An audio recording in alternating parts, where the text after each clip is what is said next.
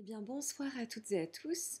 Je voulais vous parler aujourd'hui d'acceptation ou refus du choix d'incarnation et des liens d'âme. En gros, on va parler de libre arbitre. S'il y a en fait une notion centrale en astrologie karmique, c'est celle de choix d'incarnation. J'en parle sur mon site, donc je vous invite à vous y rendre si vous souhaitez en savoir plus. En effet, l'âme, elle choisit les énergies les plus pertinentes pour évoluer dans la matière incarnée en s'imprimant à la naissance de la configuration en place, de la configuration planétaire. L'âme, lorsqu'elle se trouve dans le ciel antérieur, c'est-à-dire entre deux incarnations, elle ne peut pas évoluer. Elle a donc besoin d'être incarnée dans un corps pour faire l'expérience de la matière. Et dans ce ciel antérieur, nous faisons aussi des choix vibratoires avec notre famille d'âmes ou d'autres âmes avec lesquelles nous souhaitons vivre une expérience d'évolution importante. Cela peut être le cas pour les âmes sœurs ou dans le cas de couples alchimiques. En tout état de cause, il s'agit de relations où le karma rentre en ligne de compte. Alors, quand l'âme fait l'expérience d'une naissance compliquée. Alors cela peut être un choix volontaire de l'âme pour imprimer, dès le début de vie, une énergie qui sera à transcender au cours de l'existence. Dans d'autres cas, en fait, l'âme n'avait pas assez d'expérience pour affirmer sa volonté et s'est laissée prendre dans les rouages de la matrice qui a un peu altéré ses énergies, lui en imprimant certaines pas totalement en adéquation avec ses besoins. Alors je ne parlerai pas ici du cas des incarnations forcées, mais cela existe aussi. Lorsque l'individu a atteint une maturité physique, énergétique, autour de 21 ans, elle peut, selon les expériences qui ont constitué son début de vie, faire le choix de refuser une partie de ce qui l'a teinté au départ. Alors la personne va par exemple subir les énergies de son thème, se réfugier dans l'énergie d'une lunaire sud, vivre les aspects exigeants du thème de manière plus sombre qu'elle ne le pourrait, se réfugier aussi sur un autre ascendant. Ça peut être le cas lorsque le choix de départ était trop audacieux, parce que bah oui, les incarnations en fait elles sont pas linéaires. On peut choisir une incarnation pour se reposer un peu par exemple, ou bien une qui sera plus exigeante mais pour évoluer très fort. Et ça peut être aussi le cas lorsque l'âme elle n'est pas suffisamment expérimentée pour avoir fait des choix en pleine conscience. Donc encore une fois, sauf dans le cas des incarnations forcées, il n'y a pas de bien ou de mal à refuser ses énergies de naissance ou même refuser son incarnation. Parce que le libre arbitre, il est toujours de mise.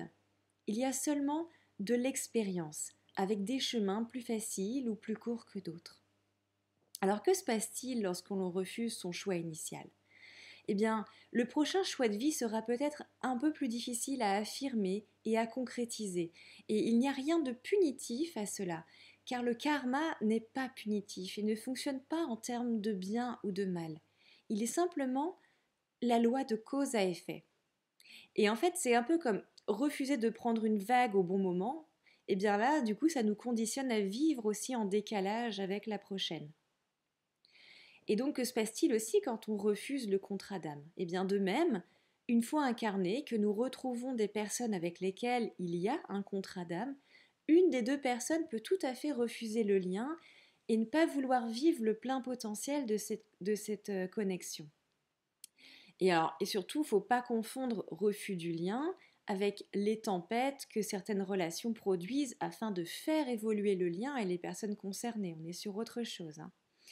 Mais en tout cas, un refus de lien, ça peut être très difficile pour une des deux personnes qui va se sentir trahie, rejetée, mais peut-être a-t-elle besoin aussi de rectifier quelque chose sur une blessure d'injustice ou de rejet. Et du coup, alors, elle peut s'accrocher pour faire valoir à l'autre l'importance de ce contrat d'âme. Et il n'y a bien entendu rien de plus délétère et contre-productif, même si cette réaction est tout bonnement humaine. Alors le contrat, il sera vécu, mais dans une vie suivante, par exemple, même si le cran de difficulté peut en être augmenté. Et au final, ça revient à poser aussi la question du libre arbitre, parce que dans ces situations de refus du lien à l'autre, il est important de se rappeler que chacun prend ses directions de vie en son âme et conscience, et surtout comme il peut aussi, et garde au final le libre arbitre. Parce que quelque part, tout est expérience. Et alors dans ce cas de refus de lien, le lâcher-prise, eh bien, c'est le meilleur cadeau à se faire à soi-même, comme à l'autre. Et qui sait, la volonté d'accepter le lien, elle peut être amenée à évoluer après un temps, parce que tout n'est pas linéaire. Alors quant au choix individuel d'incarnation, eh bien, il est certes toujours plus facile de surfer sur une vague que de la prendre à contresens. Donc fonctionner avec ces énergies d'incarnation, c'est prendre un chemin de réalisation qui permet d'exprimer des vibrations toujours plus lumineuses. Réaliser son plan de vie, eh bien, c'est l'accès à l'individuation et la liberté dans les contraintes de la matière. C'est devenir pleinement acteur de son existence et aussi le thérapeute de ses propres blessures. Et c'est aussi participer à l'élévation des énergies en général. Mais il est cependant important de ne pas porter de jugement de valeur sur ce qu'il serait vertueux ou méritant de faire. Parce que si l'ego il se complaît volontiers dans ce type de raisonnement alambiqué, la réalité n'en demeure pas moins plus simple et claire. Les choix de vie sont bel et bien individuels et tout a son sens. À très bientôt!